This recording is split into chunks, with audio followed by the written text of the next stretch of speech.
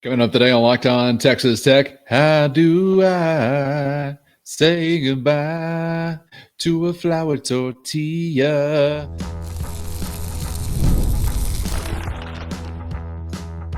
You are Locked On Texas Tech, your daily podcast on the Texas Tech Red Raiders. Part of the Locked On Podcast Network, your team every day.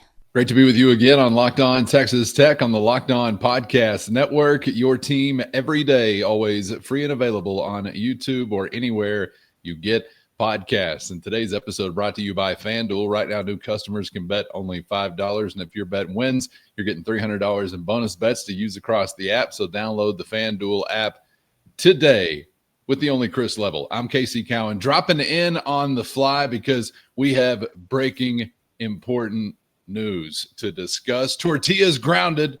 It's a no-fly zone now at Jones AT&T Stadium per an announcement from Red Raider Athletics Director Kirby Hocutt. Wanted to get some quick reaction from our man Chris Level, but first let's take a listen to Kirby talking about this development. Would like to just share with the Red Raider Nation that as we move forward, we are no longer going to encourage nor permit the throwing of tortillas at the opening kickoff for our home football games. We control our own fate in every situation, on the football field as well as with our event operations. We know that as Red Raiders, no one tells us what to do. We make our own decisions and we encourage actions because they are the right thing to do. And we have an opportunity, and we're on the cusp of a very special football season. I ask the Red Raider Nation to continue to give these players, this team, and all of our Red Raiders all of our support and energy to make sure we give them every possible chance to accomplish our goal of getting to Arlington for the Big 12 Conference Championship and the College Football Playoff. The moment that we sit in today is one that Red Raiders have dreamed about for a long time. And this team, Coach McGuire, his coaching staff, and our fan base has worked extremely hard towards this goal, and we can accomplish it week by week. So simply, we cannot risk letting our actions penalize our football team. The stakes are too high, and we need to help, not risk penalizing our team again for throwing tortillas. Simply, let's not do it. The situation is on me. I leaned into this of throwing tortillas at the beginning of the football season. Now I must ask everyone to stop, and I must ask our staff to enforce it on game days. Only in America, only in college sports, Chris. Here we are again, tortilla time again.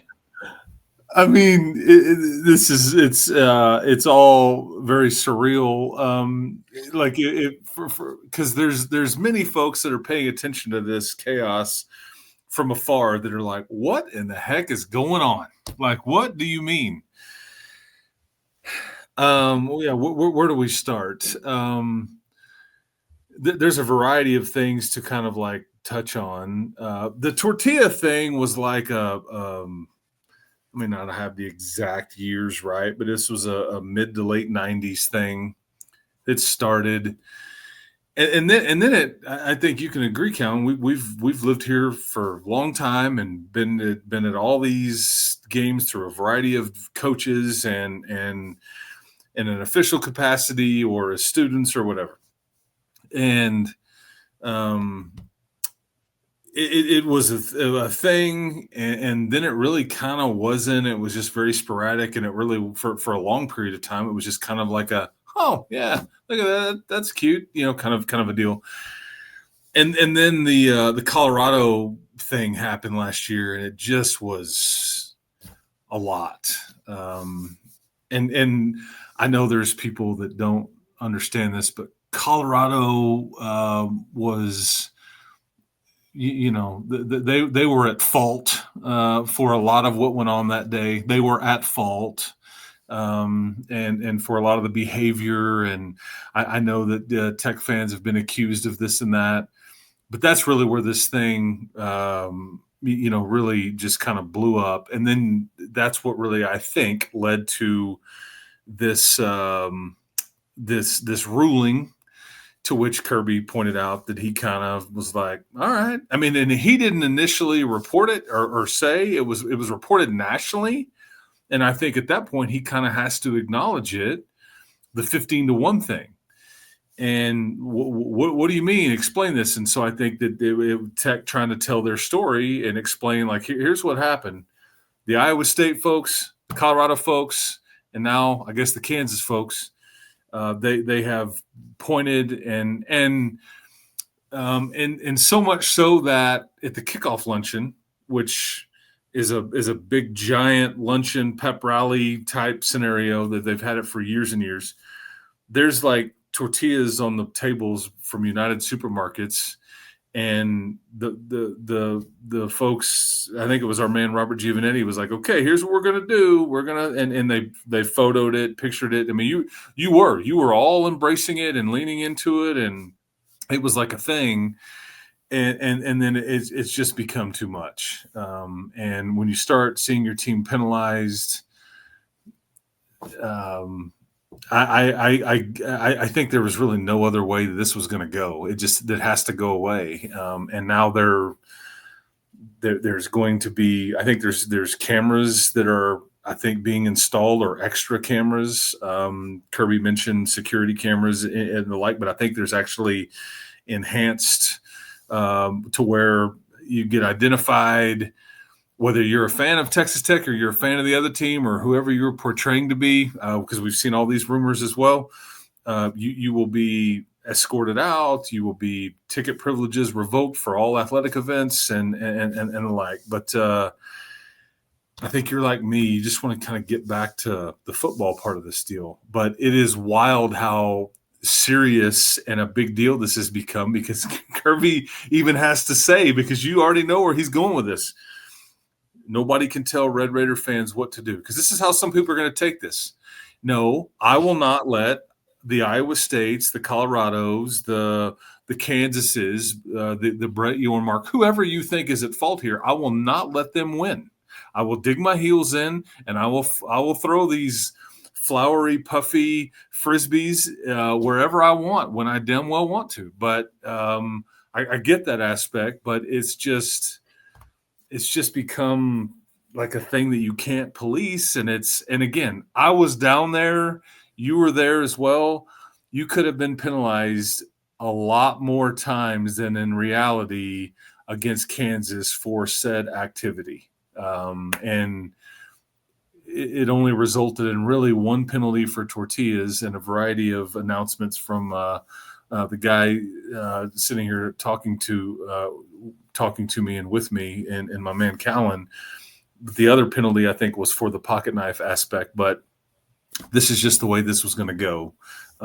So I'll quit rambling and allow you to retort or comment.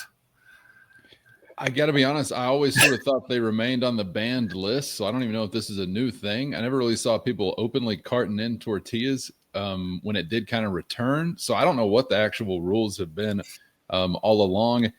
You'll still have whatever number that they're going to work to eradicate. I hope we can keep it within the confines of something shy of a 15-yard penalty, no question about that. But I would just like to say, in my expert perspective and in summation, I wish to consider this matter no further. Can we please?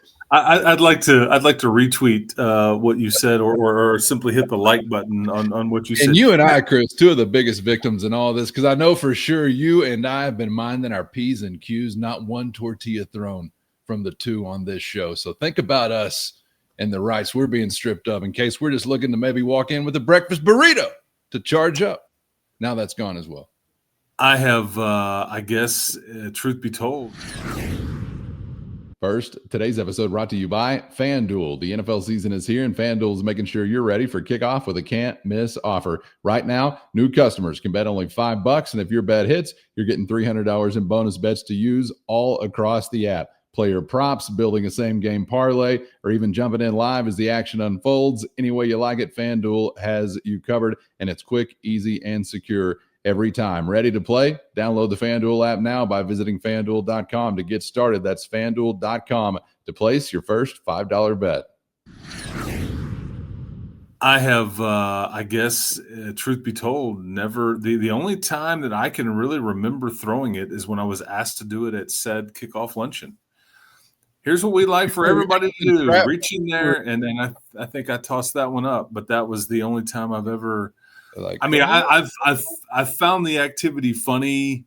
It's like humorous, especially when the team is on the road and I'm there.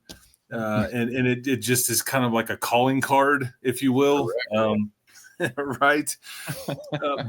But it's just unfortunately kind of taken on a life of its own. And I think Kirby very difficultly having to say this is partly on me or all on me for like kind of, engaging our fan base and saying, let's show them or whatever, the 15-1. And but I think he's very, very specifically saying, now I'm asking you to stop. Please stop. If you see something in the stands, say something. I don't think anybody's wanting to kick anybody out. I don't think anybody's wanting to eject or ban anybody. That's not the point here.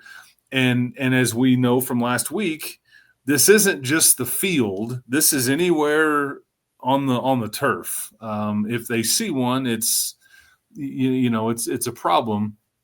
I have wondered this too. This is just as an aside here. Do you ever wonder if any of these fines are actually paid? And where does that money go? Who gets it? What is it used for? I've always just wondered that aloud. That's just as an aside. But you're each fined $25,000. Now we're going to up the fine to $100,000. Who pays it? Where does it go? Is it even actually paid? Who's using it? Is there some fund off to the side? Does it just go back to the conference? I mean, like, how do we? I don't know. That part I've always just been. That's just as an aside. But I've always just wondered aloud, as I'm prone to do at times. But I think you summed it up best. I wish to consider this matter no further. Yeah, and I want to reiterate, we're talking about Jones AT&T Stadium. When you all go on the road, this has nothing to do with this conversation. And there's a lot of laws and rules that change when you cross state lines, county lines, and whatnot. So don't apply any of what we're saying to. Yeah, and what happens when you're at, like, say you make it to the Big 12 title game, or say you're in a bowl game? Like, who gets penalized then? Well, we obviously, having been so tightly policed, I'm assuming could not be blamed for it. You'd have to assume it was the others in another repeated false flag attack on great Red Raiders everywhere. Yes. All right. Terrific job, everybody. Fun conversation. Let's see how it progresses in the future. Chris, appreciate a little bonus tortilla time. Getting you to settle up. I appreciate that. This is another chapter in the drama book that, I mean, it's just the gift that keeps on giving, man. I mean, nowhere else in this lovely country of ours would the story come out, please don't throw tortillas anymore. But here, serious business. And it means a lot to a lot of leadership to discuss. Yes, it means a lot to a lot of people. To some people are like, God, thank goodness, I'm glad it's over. It was dumb. I don't know why we do this. Please keep talking about the football. But this thing was getting reported on nationally. So anyway, but we felt the need to address it. We have done that. We consider the matter closed, and I guess we reserve the right to reconvene if activities continue over the weekend and it spills into said footballing activity on Saturday afternoon. But other than that, roll them up and smoke them, put some cheese and some fajitas in there, soft taco it up, and whatever you got going, man. But that's what they're for. So there you go. Best of luck to everybody in their tortilla pursuits out there. And thanks for a little extra time. For Chris, I'm Casey. Thank you to the everydayers, sometimes twice a dayers, and the ones that are just here because you search tortilla looking for something cooking or culinary in YouTube, and you wound up here. That's how titles or algorithms work. So hello to you as well. Thank you all for being out there. We hope to see you back for the next round on Locked On Texas Tech.